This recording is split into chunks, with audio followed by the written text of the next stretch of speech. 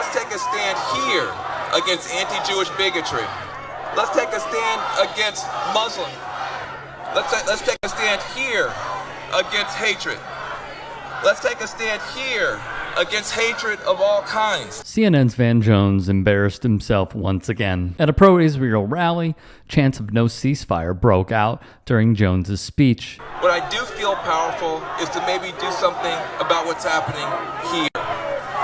In turn, many are asking. Now, if students can do that in 1960, if students can do that in 1970, if students can do that in 1985 and 86, in 1993, when we have the United States government building a death camp, a concentration camp for black people who have done nothing wrong but get sick and want justice. That's all they've done wrong. If we can't close that death camp, if this generation cannot prevent another Japanese American internment in our lifetime, we should all get haircuts and go get regular jobs and give it up. What happened to this Van Jones? You cannot be silent.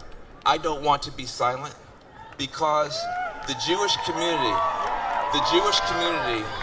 stood with the civil rights movement. This may sound good to the classic liberal, but let me be clear. There's nothing wrong with saying, look, we've been allies for over 100 years. You stood with us, we're going to stand with you. That's what partnership and solidarity looks like. I understand that impulse, and I ain't mad at it. I would say, though, that we should stand with Jewish people even if they didn't stand for civil rights. I don't stand with Jewish people because they did something for me. It's not transactional in my mind. I stand with Jewish people because standing with Jewish people is the right thing to do. We must fight anti-Semitism. Professor Mark Lamont Hill, formerly of CNN, rebukes Jones's words. For Van Jones, same old posturing. Now, Van, you do spend a lot of time, threading the middle and trying to unite people. But there are those who really accuse you of being a political opportunist, a chameleon, so to speak, who provided racial cover for former disgraced, twice impeached President Trump. You said this, and I quote, "Donald Trump, and I get beat up by liberals every time I say this, but I'm going to keep saying it. He has done good stuff for the black community, opportunity zone stuff, black college stuff. There's a side to Donald Trump that I think he does not get enough credit for." So Sonny goes over Jones's past comments, where he has been a client since the year 2017. Yet, just recently, you cried on CNN when Joe Biden was elected the 46th president. Well, it's easier to be a parent this morning. It's easier to be a dad. It's easier to tell your kids character matters. It matters. Telling the truth matters. People in the black community don't trust you anymore. What is your response? I don't think that's true. When Colin Kaepernick protested to bring awareness to systemic racism and police brutality, okay, I think we passed kneeling. Jay-Z took the opportunity to swoop in. Rock Nation, Hove's label, also has a talent agency. And look who's a client. Van Jones. Please welcome to the Van Jones Show, Sean Jay-Z Carter. Jones would go on to start Dream Corps, an organization that would later receive a donation from NFL owners after blackballing Colin Kaepernick and striking a deal with the Players Coalition. Former NFL player Malcolm Jenkins was involved in Dream Corps and the Players Coalition. Jenkins, according to ex-49er Eric Reed, was told to stop protesting in order to potentially receive the donation, and he obliged, per Reed. In addition, Jones would go on CNN and praise Donald Trump for his work in criminal justice reform. He would do this knowing there was a direct conflict of interest that was failed to be disclosed to the public. He worked on this policy. In essence, he patted himself on the back, cosplaying as a neutral observer. What do you make of this executive order? Look, I think it's pushing in the right direction. What you got today is, I think, a sign that we are winning. Donald Trump has put himself on record saying that we need to reform the police department. But what I will say is this: we are winning. Donald Trump had no plan a month ago to work on this issue at all.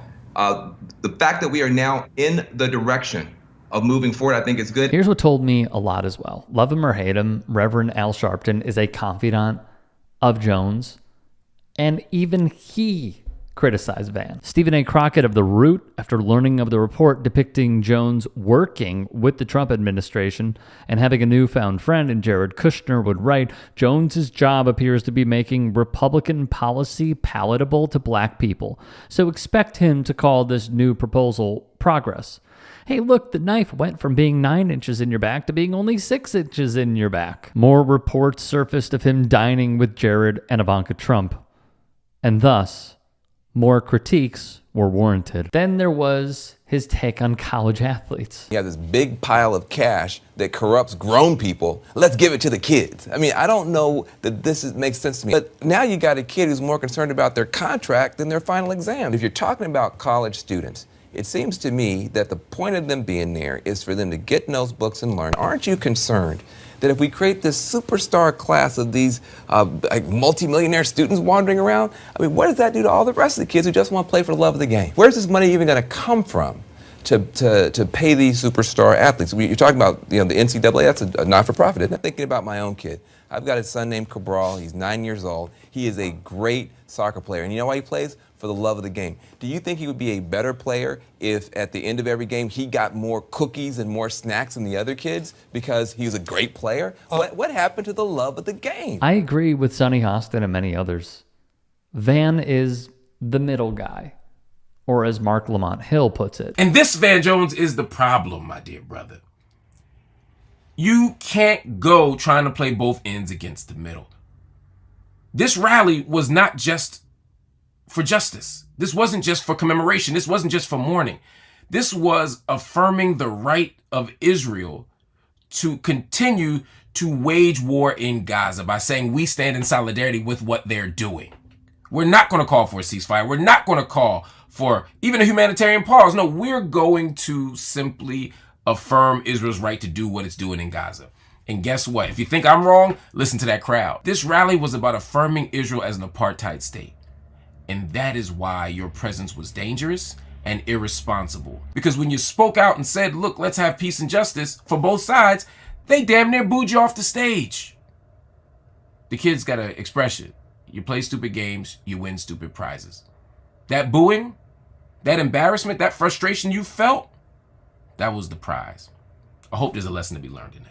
Now, if students can do that in 1960, if students can do that in 1970, if students can do that in 1985 and 86, in 1993, when we have the United States government building a death camp, a concentration camp for black people who have done nothing wrong but get sick and want justice. That's all they've done wrong. If we can't close that death camp, if this generation cannot prevent another Japanese American internment in our lifetime, we should all get haircuts and go get regular jobs and give it up.